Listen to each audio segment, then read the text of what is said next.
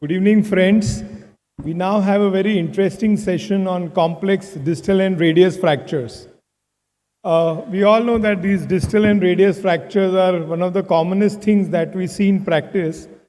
And despite all the knowledge and all the experience that we have garnered, we all have burnt our fingers with these cases, and they have been a nightmare at some point of time. So today we are going to present 6 very interesting case scenarios which we commonly see in practice and learn from our esteemed faculty the way to manage them. To start the session, we have Dr. Anil Bhat from Manipal, who will be presenting his case of a very distal shear fracture, distal radius. Dr. Anil Bhat.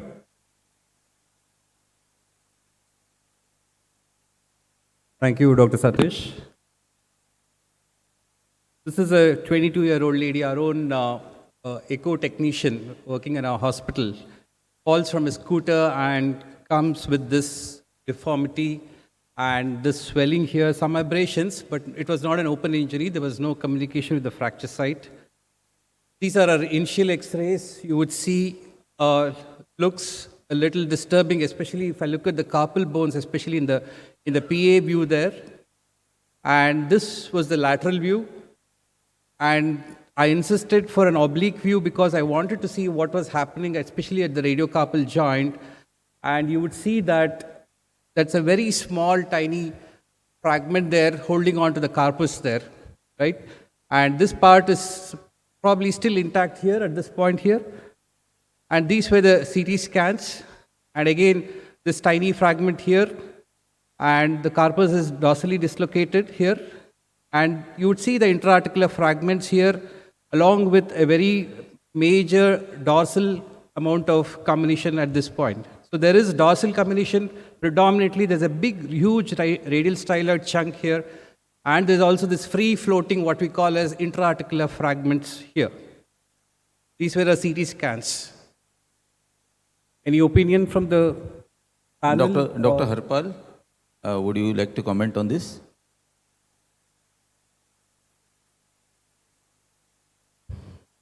For one thing for sure, this goes as an open reduction and might need an extensile approach. You might need to go onto the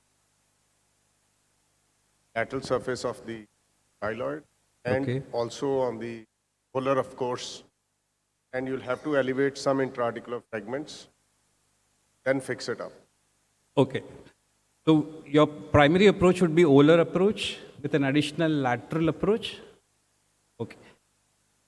Lateral would be part of that, but might need a dorsal. I'm not sure if I tackle everything through the volar approach. Okay. Sudhir? You want the X-ray or you want? Yeah. From the X-rays, it's pretty clear that this is like an avulsion fracture dislocation. If you see the ulnar styloid, it's lying very proximal. So this means it's a very distal fracture, like an avulsion with a dislocation of the carpus. And also when you look at the last where the yellow circle is, you see that tilted articular surface. So these are the things that you need to get back into place, including the ulnar styloid here. Both the styloids are the most important things that you need to put back because this is more a ligamentous injury than a bony injury. Any thoughts on the carpus itself? Not really. Not really. Okay. My apologies. Actually, I misread the X-ray. It should be a dorsal approach, not the volar. Okay. Right. How about a traction view? A traction view. Okay. This was CT with minus the carpus. The traction view is there. I would come back to that. Shall I proceed with this? Yeah, please. Okay. So for me, at least personally, the decision making is always not just with the X-rays and CT, it's always the intra-op behavior. As in, when you start the case, what you would do with, as sir was asking about traction view, under a C-arm, that will be my first point of decision making. That is very, very important. And that is when I would see what is happening with all the different components, which Dr. Warrier said, is it both the styloids, is it the carpus, it is the articular surface, how they are behaving in terms of each other, and that's when the approach comes. And finally, the last part is the implant. So this is the traction view, sir. So that is the first point. As I said, this is just when they give the traction. I'm very happy now the carpus looks fine here. But yes, there are those distal part of the articular surface. There is that bald radial styloid area, the ulnar styloid, which Dr. Warrier pointed out, which is kind of coming there here. And I think the tipping point for decision making is this, when you actually move and see what is happening with this. You see that ulnar styloid, if you see that, it makes me happy because it's coming back here. I know that there is that major ligament of the TFCC is intact, but there is a problem here in this area. And the lateral view is very interesting if you see where the carpus is moving and what is holding it and what is completely intact. So if you see, if you completely go to the ulnar palmar flexion there, it's almost the carpus doesn't move out there. Means for me that ligamentous structures on the capsule there is probably quite intact, but on the dorsal side definitely there's a problem. So my tipping point now would be that I will go dorsal approach. I won't be going on to the ulnar approach at all. So we went on to the dorsal approach here, a very flimsy fragment there, and we need to really open up the capsule actually to go into and see what it is. My first wire usually is a raft wire in these patients, where I would try to get some support, a scaffold for my construction of the entire radius itself. It has to be bit by bit over one or over each other, and then I try to get in maybe a couple of other wires there, and the dorsal plate comes in. You see what's happening to the radial ulnar styloid. It's very, very interesting how this fracture starts behaving. And once that fragment comes in there properly here, the dorsal ulnar corner fragment which is sitting there nicely here, and then I hold on to this area, very, very important area, the lunate facet, which is the sigmoid notch area. The ulnar styloid is completely come back here at this point, and then I try to get in the lateral plate here because I want to catch this particular fragment here. And that's how some amount of, at least a neutral is what we expect, especially in distal rim or distal shear fractures. You don't really get the palmar tilt. Very difficult to reconstruct the palmar tilt. A neutral is acceptable. Most important is to suture back all that soft tissue, especially the capsule, the dorsal capsule, through your plate if you have a hole there left, and the lateral plate sitting there, single approach. You can use both of these, access both of these, right?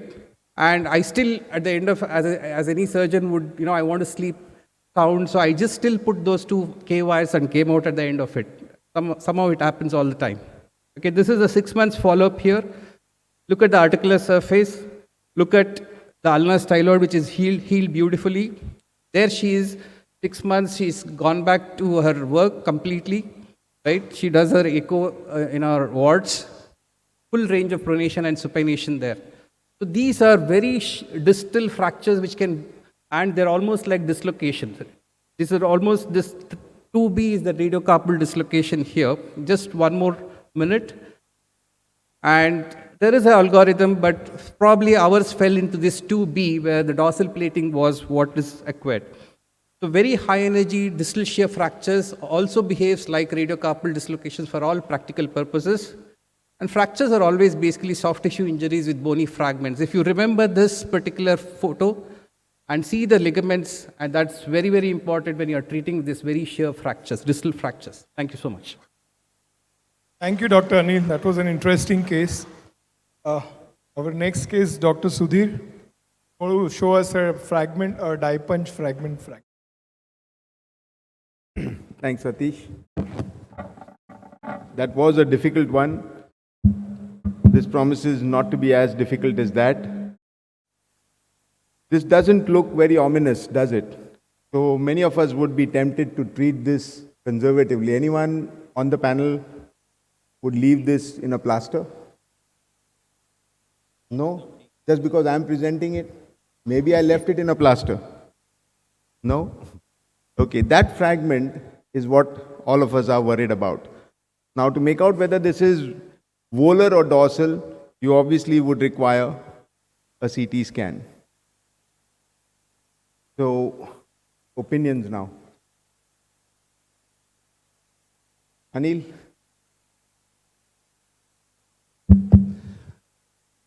This is the classical, what we call as the Achilles heel of distal radius fracture, which basically is that that lunate facet fragment, which is displaced and it is collapsed there, carrying the carpus along with it. It is definitely not the Barton's fracture. So we need to make sure that we differentiate between these two things. And this is a very, very slimy, I can say, for all the orthopedic surgeons where, once you miss, within 2-3 months, patient comes with a bad collapse, right? So, Chandak, sir. Sorry? So in this fracture, one typical finding you will always get is a teardrop size which is increased. That should point towards a volar lunate fragment. So is this by definition a volar Barton fracture? That's what I was coming to. We've spoken about the lunate, but have we looked at the scaphoid? The middle image with the red circle. So even the scaphoid seems to have punched out something. Hemant? I think it is behaving like a Barton's fracture, but I think it's a lunate die. It's a wider lunate die punch. Right, so these are the ones that are a little more complex than just a simple knockdown of the lunate facet, either dorsal or volar, that Melanie had described. So we need to understand how forces go when the bone is intact, how forces would then act when the bone breaks. And that is what Melanie said. Then there was the columnar concept. Putting the two together, you get the four-corner concept, which draws your attention to all four corners that are very important. And then, of course, what Anil was talking about, dependent upon where the ligaments are attached and which will be your key fragment. So we need to identify the main fragment with which the carpus has gone, and then reduce and stabilize that fragment first, and then assemble everything around it. Right? So it looks like our key fragment is volar and ulnar with which the carpus has moved. So therefore I would go in from the volar side. So that's how I make my choice. So I've got my plate in. Once I push the plate and tighten it down, you see what happens then is that my ulnar fragment is now very well buttressed, but what remains is the radial fragment. Now the radial fragment is still the scaphoid die punch. So this is not only a die punch of the lunate, it's also a die punch involving the scaphoid. So here now you need to push that back in. And how do you push that back in and then drive the wire across?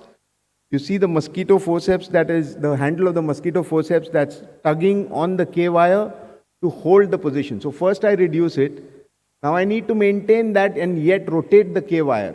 But if I have my glove on it, or like the old Elizarov method with a wet gauze, there's a chance that it will wind up. So I don't want to be there, but I want that bend in the wire while I'm drilling it. There is a danger of the wire breaking, but I'm going to do it a little carefully. So what you need to do is to pull on that, maintaining that position, and then continue drilling in across until you go there. So now you've got your articular surface back where you want. Go and complete the fixation, and then you can get a good result. But the best thing, this is not the same patient, but the best thing you must do when you're dealing with this is to have x-rays of the opposite side, because that is self-audit at its best. And you mustn't forget to do this when you're doing intra-articular bad fractures, so that you know you've restored everything to get good function. So identify the fracture, understand its potential to rob the wrist of its function, and ensure accurate reduction and fix it stably for early rehabilitation. Thank you very much. Very nice. I call upon Dr. Satish to present his case now.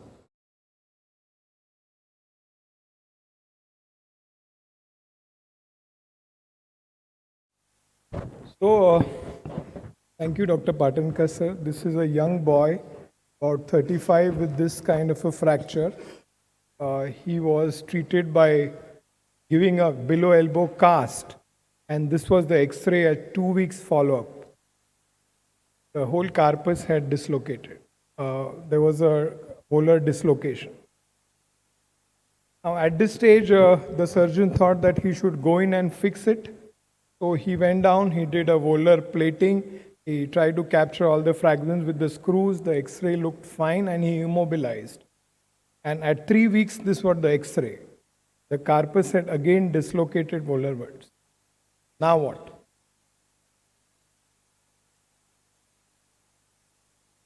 Dr. Harpal, can you comment?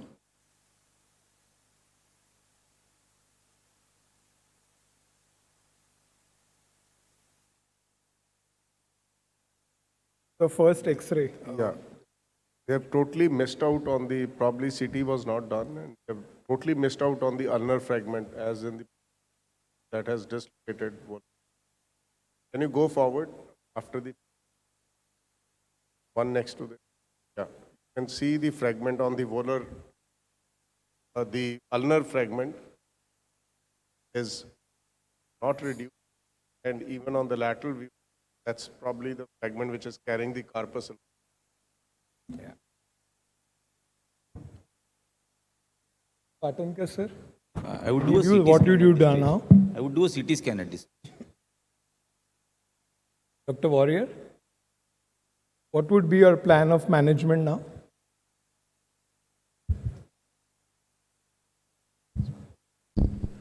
Well, I don't think there's much doubt in what I need to do here. A CT scan with this, with Mars protocol, etc., probably might help. But in any case, I need to go in there, need to get this plate out, because I also think that these screws are not very well positioned. And of course, the ulnar volar fragment has not been held. So I'll need a better fixation on the volar ulnar fragment and a better reduction. The before. surgeon has missed that fragment, although he has put a screw I would there. have missed it. If you can go to the first X-ray, even I would have missed it. But what I normally do before this, yeah, even on this one, I would have missed this. But what I normally do in these, where there is a crushing, is I get a CT scan, like Harpal was saying, because that's where you will see the volar ulnar fragment cracked. And you know that you need to pay special attention to that. At time. Traction view, is that what you asked? Yes, Dr. yes. Patankar, sir, in traction view on the first day X-ray, does it give better information? Can it avoid a CT scan? On the first day. So this is what the whole faculty is talking about. This is the volar lunate fragment. You know, it's a very small piece of the ulnar side of distal and radius. The green line is the insertion of the pronator quadratus, and then you have the watershed line. And then a very small area, but that is the receptacle of the lunate or sustentaculum lunatum, which is a very critical corner. So when you're analyzing an X-ray, please pay special attention to this, because if missed, the result can be catastrophic. This is the attachment of the short radiolunate ligament which holds the carpus there. And that's the fragment there which you can see in the lateral view. So late subluxation of these kind of radiocarpal joint warrants direct fixation of that volar lunate fragment, and SOS X-fix for about 3 to 4 weeks. So this is what was done. Fixator was put on table. Now the distal fragment is very small and it is virtually impossible to capture reasonably with any kind of plate, you know, even sometimes the volar rim plate. So you have to fix it with various modalities like taking sutures through the osteotendinous junction or through the SR ligament, which are passed through holes in the plate, and then the plate buttresses the whole fragment without any screw actually in the distal fragment. Various other techniques have been described like screw, separate headless screw also, depending on the size of the fragment. This we don't have the immediate post-op X-ray, but this is about 3 months, and the whole thing seems to have healed well. This is the range of motion. So this volar lunate fragment is a very important pillar of support to the carpus.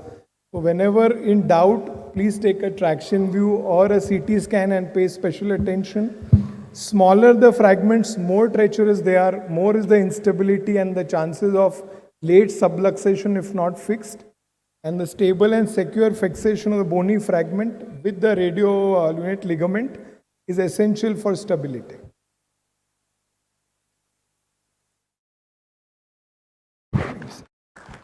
The next case is Dr. Chandak. He's going to present a very interesting case of a multi-fragmented comminuted lower end radius fracture. So this was a compound comminuted fracture dislocation, fracture distal end radius, with the bones extruded with mud contamination. And the surgeon who primarily managed this patient, this was the X-ray. So at this point of time, I would like to have opinion from the faculty members. How would they like to proceed this? So it is compound, grade 3B, bones are out with mud contamination. Dr. Anil? Of course, the basic principle of debridement, it is how badly contaminated, whether you really want to push it in, without debridement, or you debride and then push it in. That is one first thing. Yeah. Second, you need to look at the neurovascular status in this patient. And finally, the skin cover itself. What is the loss of the skin which patient has? If you have a clinical photograph, that would be nice. I would not put any kind of even K-wires for this. I'll just hold on initially with the debridement and maybe an external fixator based on all those three things which I told you, which is the skin, the neurovascular status, and the amount of contamination. Yeah, very well pointed out. A good debridement and holding with the X-fix. So this patient was managed at the primary center with debridement, external fixator, and cross pins to hold the fragments, multiple fragments in situ. Any opinions now? Would that be adequate, or you would think, yeah? The distal radioulnar joint doesn't look very happy. Yes. There is a little extra distraction when you see the midcarpal joint. So I don't think this is going to end in a very happy situation. Does require some revision at some time. So Once at the this soft point, tissue heals. Yeah, at this point of time, if everything, the wound would have healed, you would have gone with an internal fixation? I would then assess it at that time, clinically as well as radiologically, and then make my decision. Right, absolutely. So the patient continued to have pain and discharge in the post-operative period, and during the follow-up, as the distal radioulnar joint was subluxating, the surgeon put up a radioulnar pin. Any opinions now? The over distraction is still there if you look at the intercarpal spaces, and it is definitely a recipe for a good stiff wrist with CRPS, apart from the DRUJ, which is now an additionally transfixed joint, which again is not a good thing. Yeah, and as rightly said, that was the problem with the patient, and also had infection. There's also only one pin in each fragment. There's only one pin in each fragment. And what you're going to show next, I just saw that and I thought I should mention So, this. whenever we manage such a patient and if the articular surface is not okay, that we need to step in and do further things. However, this patient continued to had infection. Now, this is the clinical picture at around 3 months. I mean, these are the pictures we got from the mobile of patient. So, at this point of time, what you would like to do? So, X-fix was out. Patient had persistent infection and discharging sinus, sprouting granulation. Do we have an X-ray, sir, at this? Yeah. Without the fixator? This is the X-ray. So, clinical evidence of infection, radiological evidence of infection, articular part which is not okay, the bones not healing, and possibly the bones now getting badly infected as well, the distal end radius getting infected. So, Dr. Mutha, what would be your strategy now? Now it is like an osteomyelitis. The joint is more or less gone. Right. We have to treat it like any other osteomyelitis, thorough debridement, sequestectomy, some local antibiotic delivery system. I believe this would already be stiff. It's stiff. It's stiff with fingers quite stiff. We just treat the local infection with some local antibiotic delivery system and immobilization, but definitely no even a fixator or an implant. Okay. So this was the picture. When the fixator was removed, patient was continued with dressings, etc. Now the whole necrotic distal end radius is coming out of the wound and it is now exposed to the exterior. The whole distal end radius has got necrotic, it is sequestrated and is out. Now what would be your strategy? Yeah, I think we should involve another specialty. a microvascular flap and a fibular bone graft. So the microvascular techniques So- cover the skin and the bone. So Should- I standard think technique of debriding that Yeah, after necrotic that. bone, remove everything Yeah. and get a microvascular flap. At this stage, I think a large sequestrectomy of the entire sequestering radius segment, an external fixator at this time, good physiotherapy for the hand to get that hand moving, because all we are concentrating is on the bones. We're forgetting that the end organ, the hand, is not being taken care of. I'd get that supple in that period. I'll have something like stimulan or with vancomycin or colistin there, depending upon what the culture says. And then I'd wait. And I'd make my decision after that. So getting the Regarding things out, soft Get tissue infection settling. cleared, keep and- length, get hand function back, then decide what you want to do for the gap. And whether you want to retain the joint. The joints, So how do you maintain length during this? fixator. Okay. During period of time, you would maintain with the X-fix? Yes, of course. Has to be. Without stability, he's not going to do anything. Right. So this was the position where the patient came, OPS discharge, necrotic bone exposed and fingers stiff, and he was in a miserable shape. So this was managed with a complete debridement of the whole distal radius, the whole bone which was necrotic, that was removed, was put on a simple X-fix since and this is the antibiotic distal radius spacer as a part of muscular technique.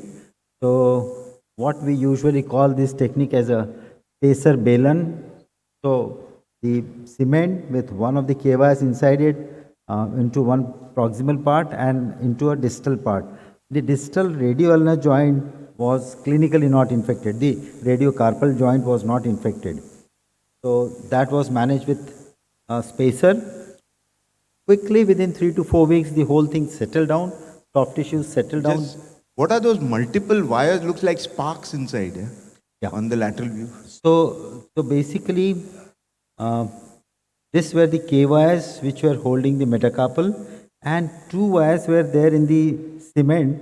One wire came out from the medial side of the radius, which you are seeing towards the ulna. So that came out from the inside medullary cavity. It just came out, did not retain inside. That was there inside, but there was no clinical infection. So this settled down, and after the ESR, CRP, etc., all declined, he had a good soft tissue. The skin cover was quite okay now, and the mascule was converted into mascule 2 at around 6 weeks. The graft was taken out from the iliac crest. Since the soft tissue did not permit a long plate there, we had to put a plate at the end of the graft, and the distal end was just managed with simple KYs entangling the distal fragment. So this was the picture at 6 weeks. This is what is the picture at around 3 to 4 months post surgery, and it is healing down. Responded well. The point of presenting is whenever there is deep bone infection, the whole necrotic segment of bone has to come out. There has to be a local antibiotic delivery for a good antibiotic elution, whatever the patient's sensitivity towards the bugs is, and then X-fix or internal fixation. So this was a picture. This is a final picture where he healed down, and the last picture he sent during the lockdown was this. He was able to carry out his farming activity, though he did not have a complete range of motion. The video he could not send, but settled down. So whenever we have a compound fracture, look into a complete debridement, have an effective hold. If the bones are necrotic, excise as Dr. Was suggested. If the bones are not surviving and if they are badly contaminated, remove them. We have a chance to successively manage them in the muscular technique later on.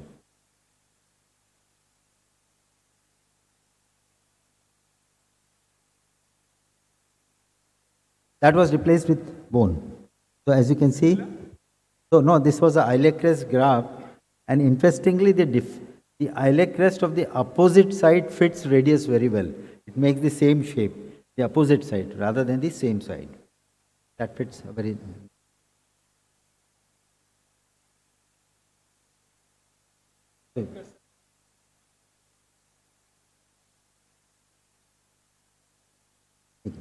It's a wonderful case.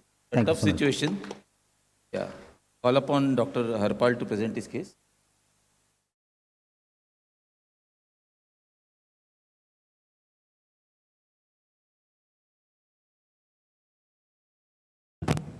Hi, good evening. I'll try to keep you awake after the complicated cases, plating and redo platings. He's a 47-year-old male, general surgeon by profession, working as a professor in a medical college. Slipped down, got a call. So we brought him, took this x-rays in the emergency. How many of you will like to plate from the panelist? Plate. 4 platings. Satish, plating?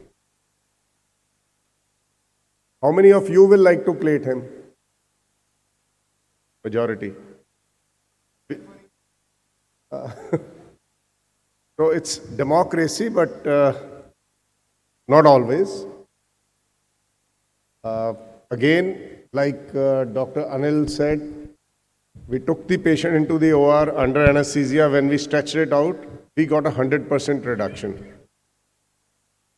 And reduction was stable. Now, how do we proceed? Still want a plate? I ask you, why not plate? Sir मैं दिखाऊंगा क्यों नहीं plate? Yeah. So this is the reduction we got. नहीं यही. This is after the K-wire fixation. Now anybody who feels this should be revised? We actually, yes, this looks very good, but I think it needs monitoring. If it's K-wires, then you should monitor with serial X-rays. Agree. Dr. Sudhir, now what are your thoughts after looking at this X-ray? Patient has come to you from Punjab to take a second opinion. And he has been treated by Professor Selhi. So I will look at this and I'll tell the patient I'm going to take serial x-rays because you've got a good reduction, the pins seem to be stable, keep moving your fingers, keep moving your shoulders and elbow, and every week I'm going to get an x-ray. And if I see any shift in serial x-rays, I'll change my opinion. And absolutely, that's what we did. He went on to heal. We took the wires out and started on aggressive physiotherapy. This is the X-ray with fracture united. Any thoughts on this? Any corrective procedure that you think he's likely to need? The radial height is still not achieved. If you see, and the distal radial ulnar joint is still not congruent. So clinically, I need to check what is the patient's range of motion, both radiocarpal and distal radial ulnar joint, and then take a decision on that. But yes, of course, now the only thing is to mobilize, allow him to get back to his work and see the disability maybe at 3 months or 6 months, and then take a decision on that. How long would you immobilize him, and how would you immobilize him in a plaster? Post K-wiring. It's with the K-wires, it's just a brace, removable brace from Tynor or Visco or others. No plaster support. No plasters. This is the final result. He's a laparoscopic surgeon, happens to be my elder brother. He had planned for plating, but after getting a good reduction, didn't want to violate his hand and proceeded with this. He's elder to me. He's still going strong with his laparoscopic and abdominal surgeries and thoracic surgeries. With, I would say, almost full range of movement. This is at 6 months. Yeah, This is at 6 months. yeah.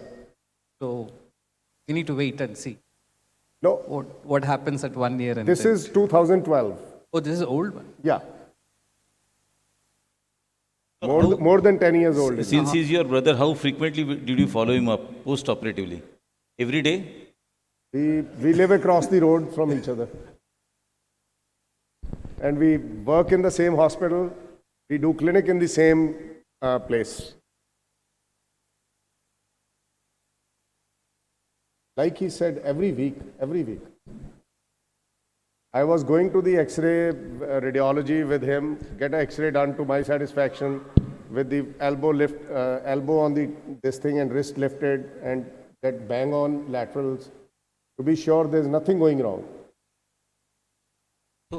A fantastic result, clinical, absolutely fine, a very happy patient, a very happy surgeon. But this story doesn't end every time. I'm showing further. We'll go further. So the treatment algorithm is you must achieve 100% reduction. If you cannot achieve reduction, wires are not a messiah. Open and achieve a reduction. I'm no way recommending that wires will take care of your malreductions. Radial styloid wires, there are two methods of going with this procedure. Either you hold with the radial styloid, you have seen the other faculty also, they put wires from the styloid first, hold on to the reduction, assess your reduction at every step, every step. If it's displacing, it's not stable, abandon the procedure and go ahead with the plating. Then followed by dorsal wires. On the other side, there's another method where you first put the intrafocal wires, achieve the reduction, and then stabilize with the radial styloid wires. So do as you feel comfortable or what works in your hand. I'm not trying to say one is better over the other. They are both methods. And depending on the patient, you can use either of the two. Let me show you another case. Again, another patient, displaced fracture. She's a lady, borderline osteoporotic, means she's 55. That's when they suffered this injury. Was able to reduce it. Now this has two styloid wires and two dorsal focal wires. Went on to have a very good result. The story is not the same every time. Now look at this case. The reduction wasn't accurate. It's the overconfidence or it's lack of proper x-rays or lack of commitment. Yeah. So I'll just conclude. These things we know have to be achieved. In K-wire fixation, if your fracture is amenable to K-wires, you should be able to achieve the volar hook. The case where I failed, I did not have a volar hook. Your volar cortex should be intact. If it's not intact, you can't hitch it over it. Don't proceed with the K-wires. You will lose your reduction. Thank you. In your opinion, how long after the injury would you attempt a K? After the so in your experience, how long have you done? 7 days, 10 days post injury? Okay. Okay.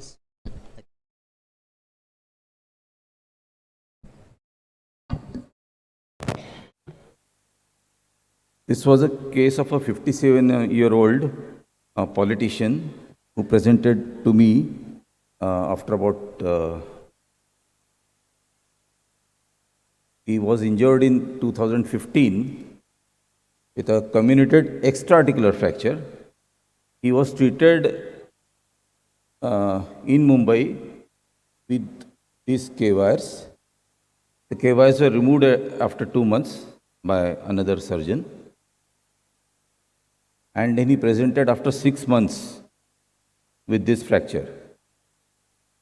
I would ask for opinions. He had clinically a weak grip. He had painful deformity for which actually he came. His grip was weak, but he's got very good flexion extension of the fingers, and his forearm rotations were painful.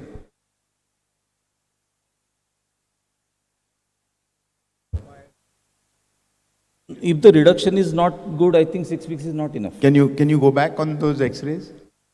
So this is an intra-articular fracture. Why we don't bother about the DRUJ when we talk about intra and extra-articular? That is the beginning of the problem. When you look at this one, you realize that the DRUJ is not where it should be. And I think that this should be addressed as an article. That's what Frickman classification drew our attention to. This was extra-articular. This radius was articular surface was intact. The radius articular surface is intact, but the DRUJ, if you see the second image, so that's what I'm saying, that when we talk about intra-articular, there are two joints. Yeah, agreed. So the second joint is out of place. For me, it's unstable right from here. So we all agree that K-wiring was not a proper choice in this case because of the combination and the intra-articular element in this. And this is how we presented. With multiple medical problems also and multiple opinions he has taken, ultimately he decided to get operated with me. And so we took him up by the volar approach, and that is the clinical deformity. And so I opened it from the volar side. There was a huge, you can see that the radiocarpal joint looks quite good. We could even get a reduction of the radioulnar joint. There was a huge gap here. And now the big problem was he had not consented for a iliac crest bone graft. So he said, I don't want to have any painful area because he wants to attend a meeting, political meeting next day after the surgery. So he said he was consenting for a olecranon graft or any other graft or even Kronos, but no iliac crest graft. Was this a fixator assisted No, correction? no. It was 2 ward boy assisted reduction. Yeah. So I put in a distal radius plate and I put some corticocancerous graft from the olecranon and supplemented it Kronos and immobilized it in a above elbow slab kept in supination for about 6 to 8 weeks. And this is the 3-year post-op. He ultimately came after suture removal, he came directly after 1 year. And this is the 3-year post-op result.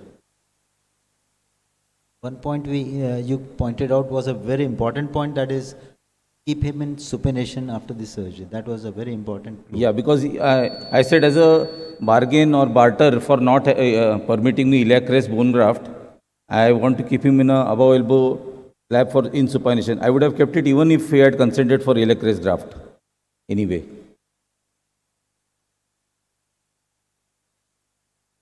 Time for some questions?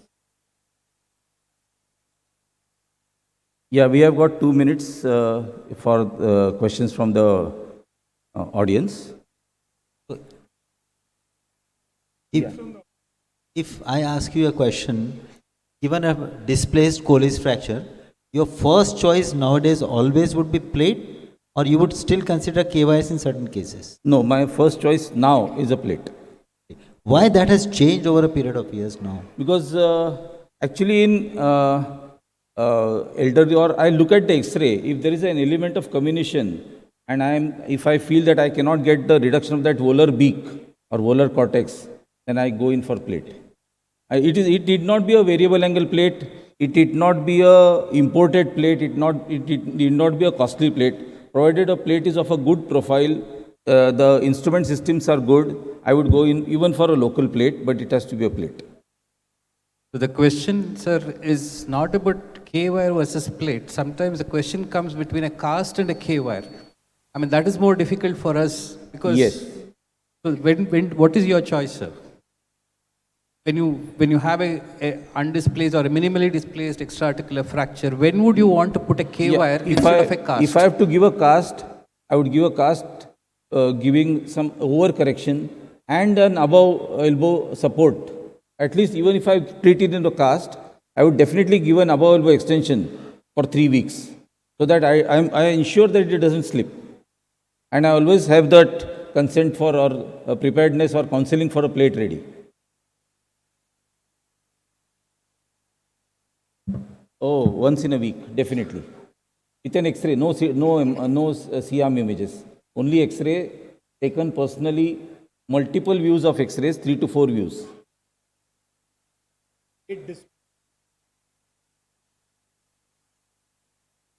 Yeah, they are very good. I feed my ward boys well.